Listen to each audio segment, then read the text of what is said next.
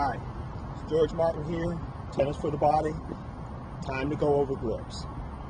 Grips are an important part of tennis. Yes, we know that.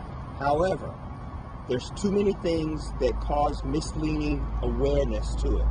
In tennis, in the past, they always talk about the heel of the hand, the ball under the first finger, the V shape. Those things don't mean anything when it comes to gripping anything, okay? What does mean something are your fingertips. So, I'm going to go over these basic grips. I'm going to show you what they are so that you can see what they do. Okay, first is first. Eastern forehand grip. It puts your palm behind the racket. So you can see where that is. Your palm is behind the racket.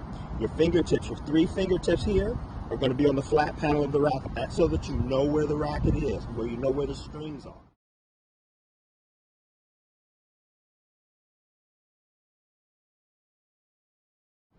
Second is your Eastern backhand grip. And you look at that closely.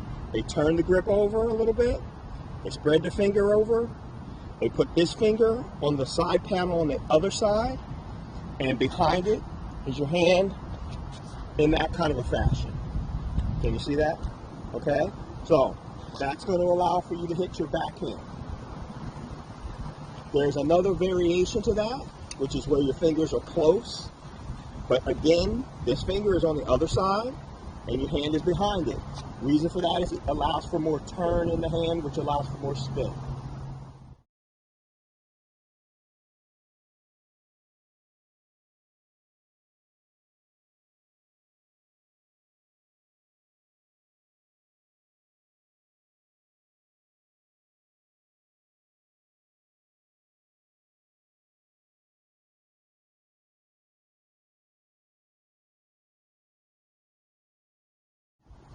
Next grip, Simi-Western. This first fingertip is on the panel of the outside of the hitting side of the ball. So it looks like this. The Simi-Western grip allows for turning in your hand also. That's where they're getting a lot of the spin in today's game.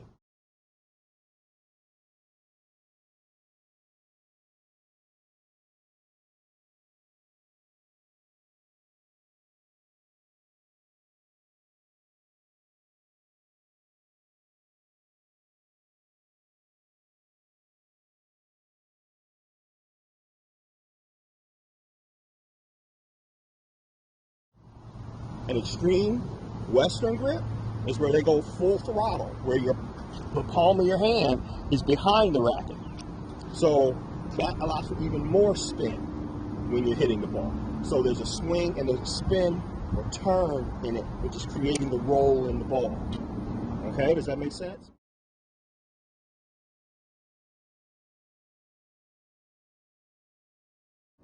Continental grip, which is used for volleys and for serves,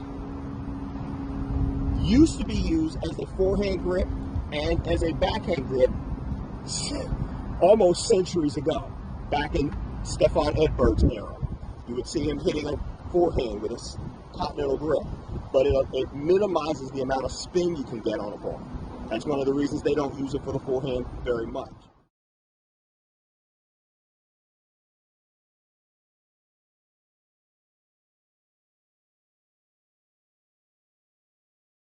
Now, I personally teach not a complete continental grip for the volley, but I teach what's called an Australian grip, which is in between an Eastern and a continental grip. Reason for that, it allows for easier switching from forehand to backhand.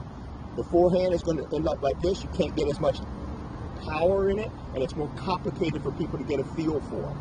So, learning an Australian grip, which is in the middle, allows for a more direct hit on the ball, and they can grow quicker as a student. Okay? So, again, an Australian grip looks like this when it hits the ball. A continental grip, you'll see it cuts the ball more.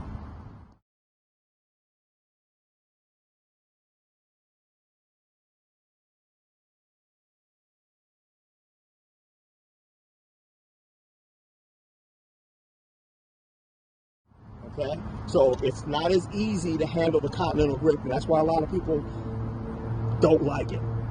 Servers, same thing. That finger behind the racket here, on that side of it, people don't understand how to hit the ball. They do this and the ball doesn't go where they want. They have to learn to lay their hand back to make contact with the ball.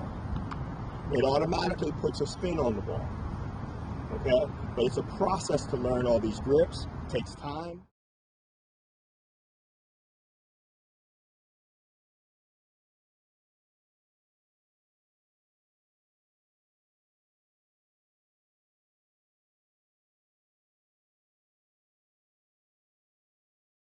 Even in the two-handed backhand, there's the Eastern grip, and they use a Simi-Western grip on the one side to hit the backhand.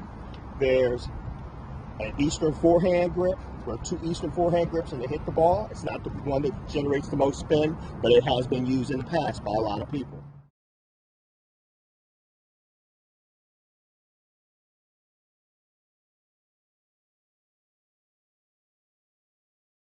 So there's a lot of different grips, a lot. Basically though, if you can't feel the racket and the ball through your fingers, you're not going to know what's going on up here. You don't want to use the heel and the palm of your hand to try to recognize stuff. If I asked you to go up and touch fur, do you touch it with your palm or do you touch it with your fingers to see what it feels like? If you want to see what sandpaper feels like, do you touch it with your fingers or do you touch it with your palm? You touch it with your fingers. That's how you're more sensitive to what you feel. People who have good hands in sports have good hands because they use their hands more normally, the way you would normally use your hands in other things, okay? So people who have good touch or good feel, use their fingers, all right? Hopefully that helps. You'll see some demonstrations of some of these things in this video as well. Again, subscribe, share, so that other people can grow and understand what's going on in the game and move to a higher level of tennis so they can have even more fun, okay?